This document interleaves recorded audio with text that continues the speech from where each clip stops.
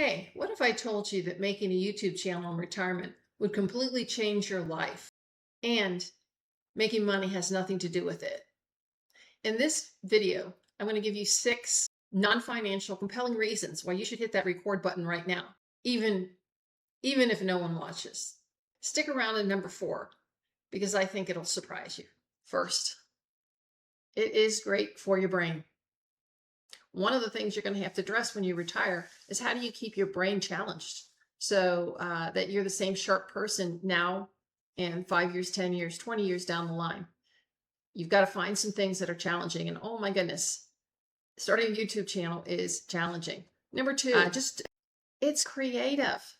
You spent your whole life working so hard. And now this is finally you get to be creative. You get to share your inner soul and spirit and leave it as a legacy for your children and grandchildren or just for others. So you get to be helpful in a way that doesn't require work or money, just requires your life's lessons. So don't miss the opportunity while you're still young and vibrant. Share your life lessons with those that might find those lessons helpful. It's very fulfilling sharing those life lessons. And I'm just new on the journey. I've only been doing this for 6 weeks. And it's very creative. That's all I can say. It seems to use every part of me in the process of doing it. Number 3, you've entered a time in your life where you have time, where you can just experiment with things, where you can look at different viewpoints and think about the viewpoints that you have on things that are happening in the world or your life. And you get to reflect on that. And those reflections are helpful to others that are going through the same thing. Your mobility might be reduced now, or maybe you just don't feel like getting around as much, but you can still find a community, strange as it sounds, on social media. You find people that have your same perspective. The algorithm matches you with people that think or care about some of the same things you do. And you kind of carry on a conversation. So does this resonate with you? Are there conversations you'd like to have with others? What are they that you can no longer have with your children or your community that you might think of that would be helpful kind of sharing online? Number 4, it's good for your mental health.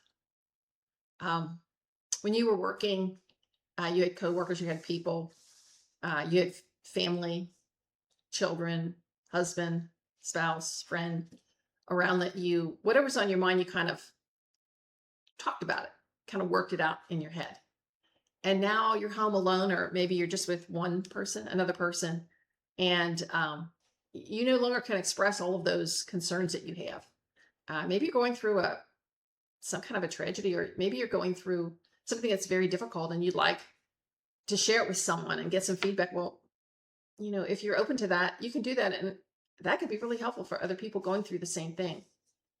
We tend, as we get older, to want to either close up or maybe tell people that are close to us too much. And our children are busy right now. They don't want to hear every little thing that's going on in our life. And that's fine. We had that life when we were their age. So let's let them have their life. So this is a way to communicate like you're young, but in the privacy of your home or your yard or wherever you feel comfortable sharing. And that leads right into number 5. It'll help you stop pestering your kids with things that are on your mind. They're busy. They don't need to hear it. They've got other concerns. You need to be there for your children, to listen and to support them and encourage them. That's what they really need right now is encouragement. It's tough. It's tough raising kids. It's tough paying the bills. We live in a time that's really challenging for them. Sometimes I don't think we think about that enough. We maybe judge a little bit too much. And they're going through a lot, and we need to be positive and be there for them. And if they want to know our opinions on something, they can go to YouTube. They won't be forced to hear our opinions on things or our aches and pains. If we want to share our aches and pains with someone, we can share it online. If nobody wants to listen, nobody wants to listen, but there's a place for us to share. And number 6, which I think is the most important thing, is it's really fun.